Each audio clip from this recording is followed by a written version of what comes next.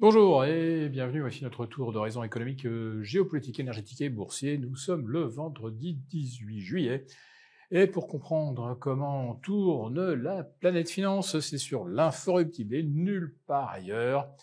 Et l'épisode du jour, je vais l'intituler « Ça y est, Trump relance la guerre avec la Chine et il n'y va pas avec le dos de la cuillère ». Eh oui, tout le monde aujourd'hui s'interroge, est-ce que Trump peut ou pas virer Jérôme Powell c'est pas clair, il y a peut-être une voie juridique qui permettrait bon, d'ici qu'on trouve la voie juridique, je peux vous dire que Powell aura déjà rendu son tablier à la date prévue en mai 2026. Mais par contre, Trump a déclaré un truc qui devrait plutôt là nous inquiéter et qui devrait être beaucoup plus repris par les médias. Il veut taxer à 95% l'importation des composants de batteries électriques. Je ne sais pas si c'est une bonne idée, mais j'aimerais qu'on me cite les firmes américaines cotées à Wall Street qui produisent des composants de batteries électriques. Moi-même, je n'en connais pas, peut-être que j'ai manqué de vigilance, mais il me semble quand même que l'essentiel des composants sont importés de Chine et que si vous mettez 95% de taxes dessus, on peut imaginer que ça risque de renchérir le coût de fabrication des voitures, des smartphones, de tout dispositif qui comporte une batterie. Alors ça va peut-être calmer un petit peu Wall Street, cette annonce, mais pour l'instant, ça n'en prend pas le chemin. Et oui, le Nasdaq, jeudi soir, jeudi 17, a battu un nouveau record absolu. Nasdaq 100, au-delà des 23 100. Le S&P 500 à 6003.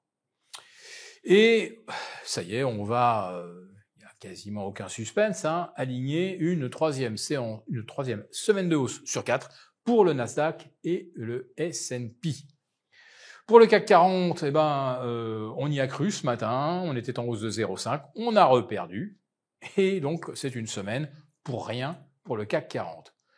Une semaine pour rien, figurez-vous, c'est la 11e.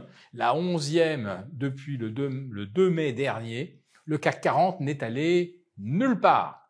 Et quant à l'Eurostoxx, figurez-vous que jeudi matin, à l'ouverture, il affichait plus 1 depuis le 2 mai dernier. Alors on va dire qu'aujourd'hui, il est autour de plus 1,5, mais plus 1,5 en 11 semaines, quand le S&P a gagné, lui, 11% en 11 semaines, vous voyez, hop, facile, le compte est bon. Et le Nasdaq, lui, il s'est pas contenté de gagner 11%, lui, il est à plus 15%. Et on arrive à une situation technique assez extraordinaire et inédite. Tout d'abord, le fameux ratio de Buffett. Ratio de Warren Buffett, c'est simple, c'est la capitalisation boursière de Wall Street, on va dire le Wilshire 5000, sur le PIB.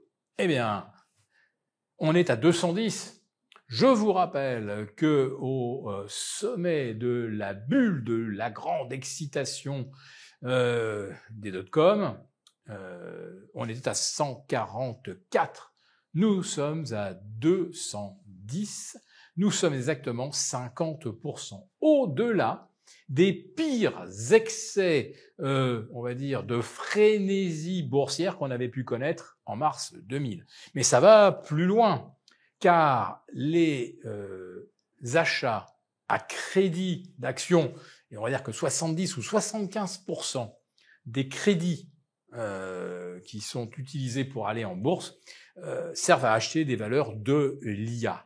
3/4 de l'argent emprunté va dans l'IA. C'est une gigantesque bulle, la plus gigantesque probablement de l'histoire des marchés financiers. Mais on nous dit qu'aujourd'hui, il n'y a pas de problème et que si on ne fait pas de l'IA, on n'a rien compris à notre époque, aux perspectives futures, etc. Et que, bien sûr, avec l'IA, les règles de la bourse ont changé et qu'aujourd'hui, payer un titre 25-30 fois son chiffre d'affaires, c'est normal, 100 fois, 400 fois même pour Palantir. Allez, on paye simplement des perspectives exponentielles et à aucun moment on se demande si ces perspectives se matérialiseront un jour. Mais il y a encore plus spectaculaire. Et là aussi, ça sera un petit peu ma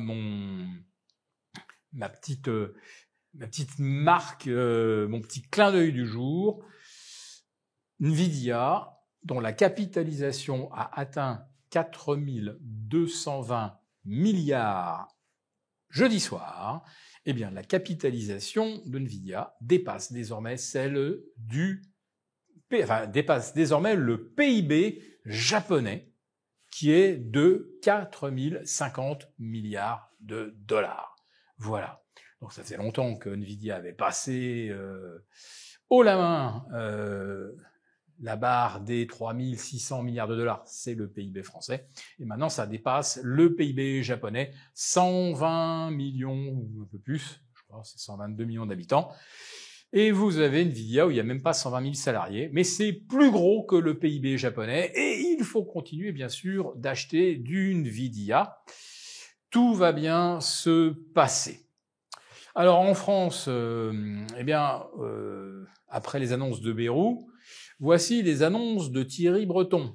Vous savez, le commissaire européen qui n'est plus rien, donc qui redevient celui qui a coulé Athos, Bull, Thomson, etc.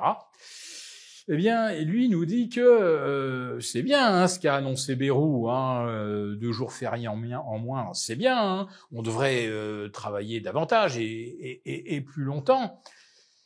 Mais lui, il a remarqué que les Français détiennent 6 000 milliards d'épargne et que ça fait quand même beaucoup d'argent et que ça serait quand même dommage de ne pas réfléchir à comment l'État pourrait rembourser une partie de ses déficits en allant, pourquoi pas, piocher dans l'épargne.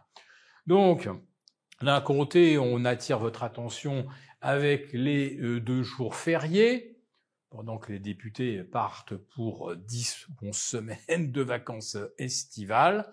Et puis, de l'autre, on est en train de réfléchir peut-être à comment taxer davantage les plus-values, peut-être les dividendes, peut-être réduire les avantages fiscaux de l'assurance vie. Mais n'en doutez pas, à la rentrée, il n'y aura que de mauvaises surprises. On espère qu'en plus, il n'y aura pas un krach boursier. Pour vous remercier de votre fidélité, vous pouvez télécharger gratuitement, en cliquant le lien ci-dessous, mon rapport spécial vous expliquant comment réduire légalement les impôts sur vos plus-values boursières. Merci et à bientôt. Merci beaucoup d'avoir regardé cette vidéo. N'hésitez pas à réagir dans les commentaires ou à liker et partager cette vidéo si le contenu vous a plu.